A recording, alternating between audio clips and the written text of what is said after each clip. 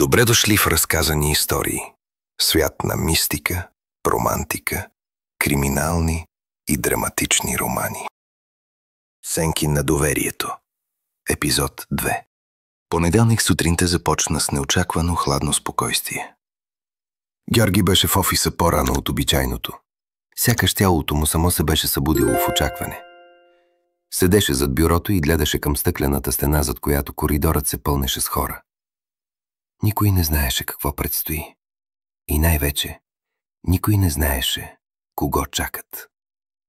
Точно в 8:59 се чу леко почукване.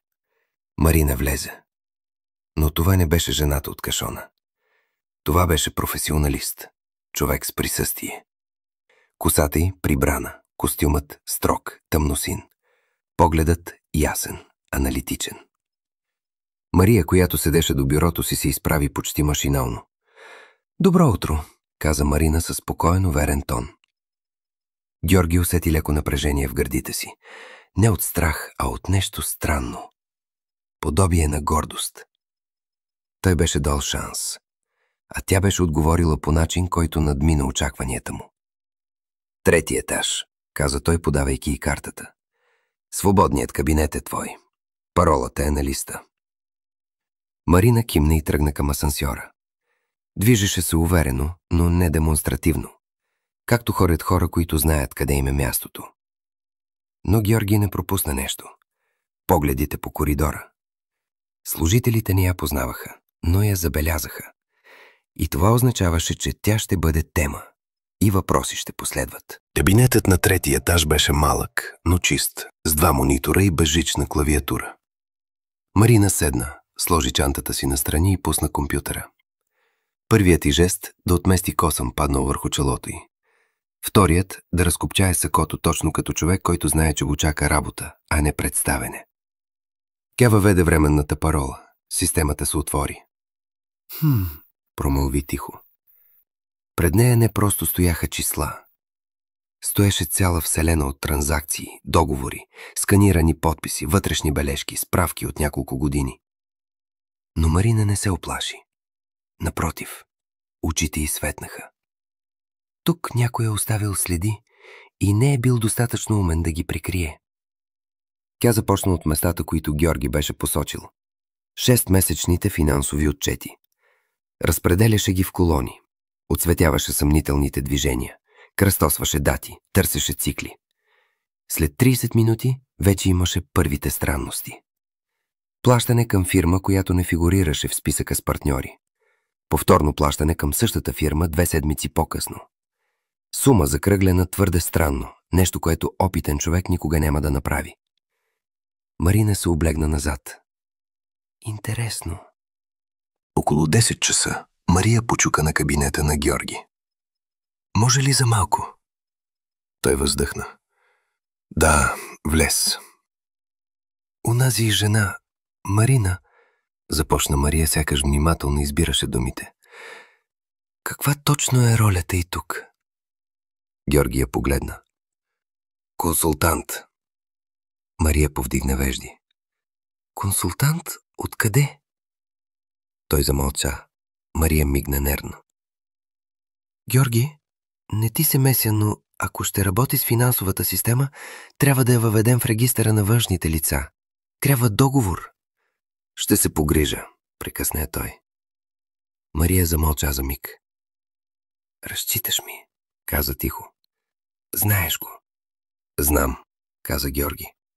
Но дълбоко в себе си усещаше, че за първи път от много време крие нещо от Мария. И това чувство го убиваше. Марина продължи да рови още 3 часа без пауза. С очи, които сканираха екраните по-бързо, отколкото някой би очаквал. Нещо се повтаряше. През различни периоди, с различни суми, но с същия модел. Тя отбелязваше всяка странност в отделна таблица. Схемата започваше да се оформя, малко по малко. В 12:40 направи пауза. «Това не е случайно», каза тихо сама на себе си. «Това е ръка на човек, който знае какво прави и знае какво да скрие». Тя записа последния ред, затвори таблицата и стана. Време е Георги да види първото парче от пъзела. Георги тък му приключваше кратък разговор по телефона, когато Марина почука и влезе без колебание. Имаме проблем, каза тя без да губи време. Намери ли нещо? Намерих много нищо, а когато нещо е твърде чисто, значи е мръсно. Подава му лист с първите съмнителни движения. Георги присви очи. Това изглежда като... Прикрито, довърши тя. Не е грубо, не е аматьорско, но е правено от човек, който знае вътрешната структура. Някой отвътре. Сигурна ли си? Георги, тонът ти беше твърд. Това е едва началото, но ти гарантирам, че от това, което виждам, това не е случайна грешка, нито единичен удар. Той почувства студ в гърдите си. Трябва да продължа, добави Марина, но предупреждавам, може да не ти хареса какво ще излезе. Той преглътна. Нищо не може да ми изненада повече. Марина го погледна с онзи пронизващ поглед, който не беше виждал от никого в екипа си. Направи си тази грешка още веднъж, каза тихо. И ще пропуснеш момента, в който истината ще те удари. Когато Георги остана сам, се облегна назад и прокара ръка през лицето си. Марини беше права. Беше твърде уверен, твърде сам. Но сега, за първи път в тази тиха, хладна стая, усети странно усещане. Не страх, не гняв, а движение. Като че събитията, които бяха спели, започваха да се раздвижват. И Марина, тази жена, появила се буквално от улицата, беше центърът на това раздвижване. Георги вдигна листа, който тя му беше оставила. Там беше началото на истината. И той знаеше. От тук нататък няма връщане. Вратата беше полуотворена. Марина седеше пред компютъра, но мониторът беше изключен. На бюрото пред нея една единствена папка, сива, без надписи. Ръцете й бяха положени върху нея, сякаш пазеше нещо живо. Тя вдигна поглед, когато той влезе. Седни, каза тихо. Георги затвори вратата след себе си и седна срещу нея. Стаята му се стори по-малко от обикновено. Готова ли си да ми кажеш нещо хубаво? Опита да звучи леко, но гласът му прозвуча по-сух, отколкото беше планирал. Марина го гледа за миг, сякаш измерва дали е готов. Ще ти кажа истината, плъзна папката към него. Хубава няма да ти се стори. Той отвори папката. Вътре подредени разпечатки. Таблици с преводи, извадки от банкови операции, договори, списъци с фирми, стрелки между дати и суми. Някои редове бяха подчертани, други оградени, трети свързани с линии, които правеха мрежа. Започни от тук, посочи тя първата страница. Той се наведе. Първоначално видя само числа, после започна да различава структури. Това са дребни преводи, каза. По 5, 10, 15 хиляди, разбити във времето. Да, кимна Марина. През последните 3 години, към различни фирми, виж имената. Той се вгледа. Консулт Инвест Груп. Консулт Инвест Груп 1. Консулт Инвест Груп Плюс. И още подобни вариации. Някои от тези фирми са ни партньори, каза Георги. Други не ги знам. Никоя от тези фирми няма реален офис, реален сайт или реални служители, отвърна Марина. Проверих, повечето са кухи. Някои са създадени преди точно 3 години, други са по-стари, но без активен оборот, докато не започва вашият съвместен период. Той усети как напрежението се качва. Колко са? Попита. Като движение или като обща сума? Като пари. Марина го погледна право. 70 милиона. Думите паднаха тежко. Гласовете от коридора като че ли изчезнаха. В главата му останаха само тези 2 думи. 70 милиона. Това е невъзможно, прошепна. Одитите виждат това, което им покажеш, прекъсна го Марина. Ако някой е бил достатъчно умен да раздроби сумите и да ги скрие зад легитимни дейности, никой няма да се усъмни. Тя прелисти. Ето тук. Договори за консултации, обучения, маркетингови анализи. На хартия логични. В действителност, много от тези услуги нямат нито реално изпълнение, нито доклади, нито резултат. Значи някой е източвал пари под носа ми 3 години. Не някой. Гласът ти става твърд. Конкретни хора, с конкретен достъп и с конкретна смелост да го правят. Той повдигна поглед. Кой? Попита. Марина не отговори веднага. Извади последен лист. На него списък от операции, под тях имена, под името електронни подписи. И неговият. И този на финансовия директор. И още един. Той замръзна. Този профил, каза Марина, този начин на подписване, часовете, IP адресите. През последните 3 години огромната част от тези операции са минавали през профила на Мария Вълкова. В първия момент той не разбра. После се стовари цялата тежест. Мария, секретарката. Жената, с която е споделял повече, отколкото би трябвало. Това, прошепна, не може да е вярно. Марина го гледа спокойно. Не съм тук да ти казвам това, което искаш да чуеш, а това, което е. Той не отиде веднага при Мария. Остави папката в сейфа, заключи я, въведе код. Остана там няколко минути, опрян на студения метал. Трябваше да овладее дишането си, да не избухне.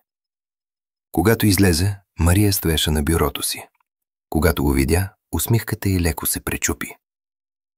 Мария, каза тихо, ела с мен в малката заседателна. Тя стана. Нервите й личаха. Вървяха мълчаливо по коридора. Георги затвори вратата след тях. Какво става? Попита тя. Седни. Тонът му беше чужд. Тя седна. Пръстите изтискаха стола. Георги не говореше. Само я гледаше. Георги, прошепна, изплашваш ме. Той сложи няколко листа пред нея. Преводи, дати, фирми и подпис. Нейният. Мария пребледня. Това какво е? Прошепна. Преводи, каза спокойно. 3 години. Общо 70 милиона. И под тях стои твоето име. Георги, не... Думите й заседнаха. Обясни, каза той. Имаш шанс. Сълзите вече блестяха в очите й. Първите пари, каза тя, не бяха за мен. Той гледаше мълчаливо. Майка ми беше болна, прошепна. Тежко. В държавната болница чакахме. А тя умираше. Намерихме частна клиника. Сумата беше невъзможна. Тишината беше като нож. Помниш ли, каза тя, че ти поисках заем, че ти казах, че е личен проблем. Ти отказа. Той мълча. Спомни си. На следващия ден, продължи тя, видях в системата какви суми минават. Мислех за майка ми. Беше отчаяно. Взех 100 000. Казах си, че ще ги върна. Тя се разтрепери. После той разбра. Тихомир. Името увисна. Каза ми, продължи тя, че знае, че не съм първата, че съм му полезна. И ако не правя каквото ми казва, ще съсипе теб и мен. Шантаж, каза Георги. Да, тя плачеше. Казваше сума, фирма, схема. А аз подписвах. Използваше и твоя профил. Знаеше кога си в среща, кога си извън офиса. Той беше мълчалив, жесток в мълчанието си. А Валерия, попита. Той ми нареди да подпиша онзи превод от нейно име, каза Мария, за да има кого да обвините. Георги притвори очи. Защо не дойде при мен? Попита тихо. Не ти вярвах вече, каза тя. Не исках да те въвличам и... Бях в капан. Тишината беше болезнена. Обичала ли си ме? Попита тя тихо. Той не отговори. Защо ми казваш всичко? Попита той. Уморена съм, прошепна. И не искам да лъжа повече. Георги я гледа дълго. Няма да те уволня сега, каза. Ще го предупредя. Тя го гледаше невярващо. Ще сътруднича, каза тя. На следователите, на всички. Съжалявам. И аз, каза той. Мария излезе трепереща. Георги остана сам. Ръцете му трепереха. Сега вече имаше признание, имена, схема.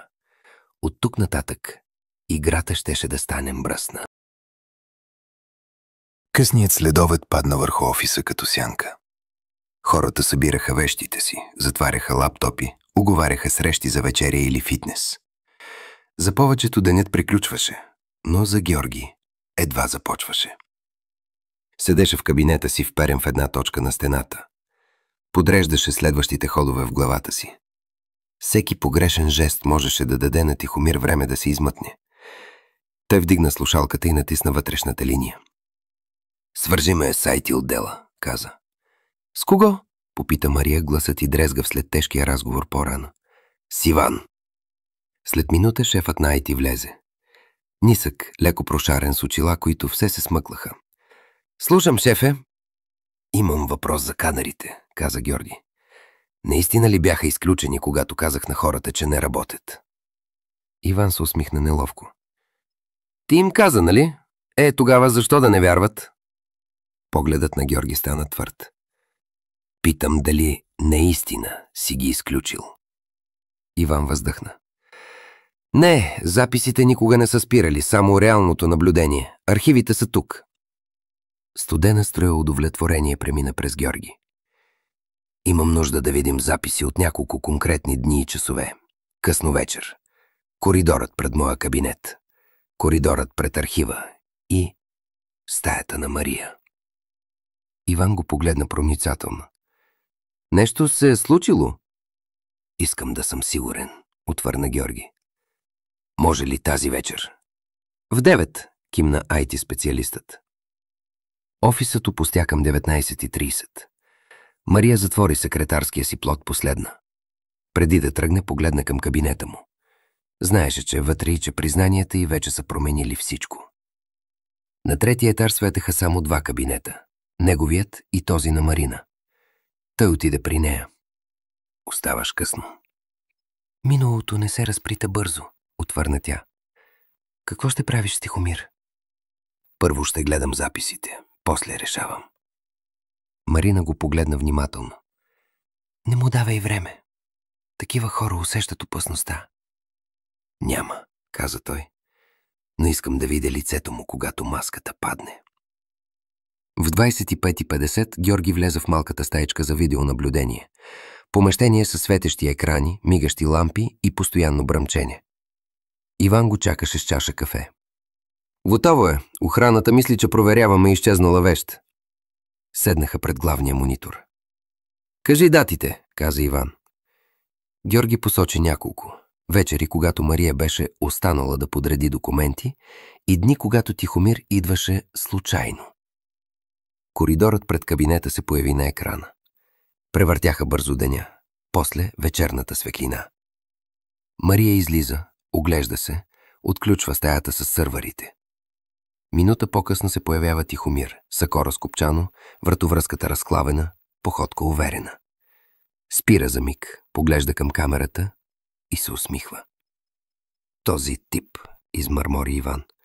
Влиза след нея, вратата се затваря. Има ли камера вътре? Не, каза Иван, но звукът от коридора понякога се хваща. Усили аудиото. Гласове неясни, притиснати. И тогава вратата се отваря рязко. Мария изкача пребледняла. Мария е като оплашено животно. Тихомир излиза след нея и застъпва пътя й. Слага ръка на стената до главата й. Не като мъж към любовница, а като хищник, който загражда. Устните му се движат бързо. Аудиото хваща фрази. Ще правиш каквото ти казвам. Няма да забравиш кой те спаси.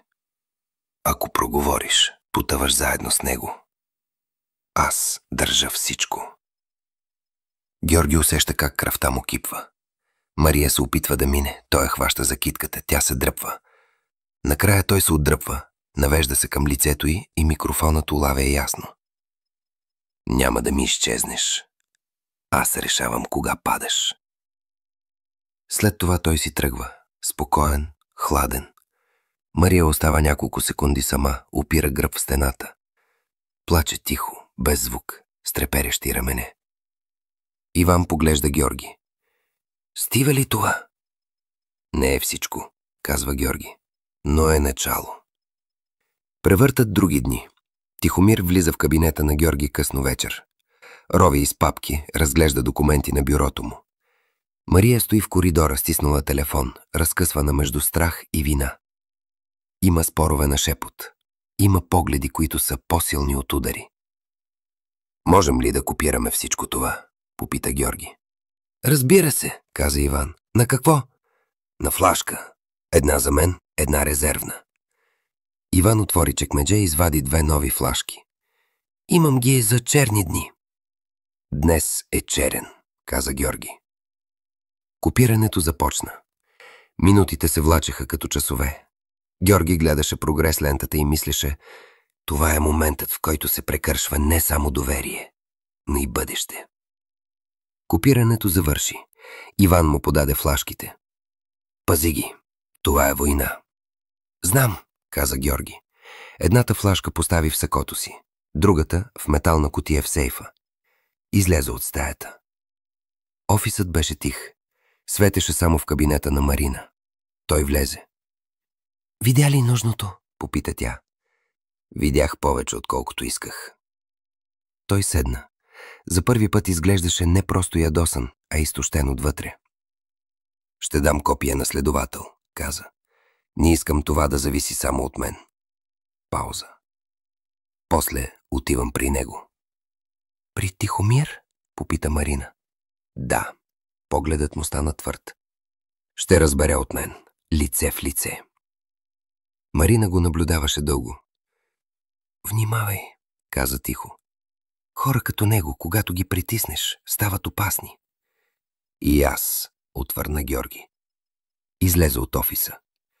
Нощта беше студена, но той не усещаше студа. Пъхна ръка в джоба и докосна флашката. Малко парче пластмаса, което съдържаше 3 години лъжи, грешки, предателство. Утре, помисли си той, всички маски падат. И беше готов да види какво има под тях. Следва продължение. Всяка история има глас.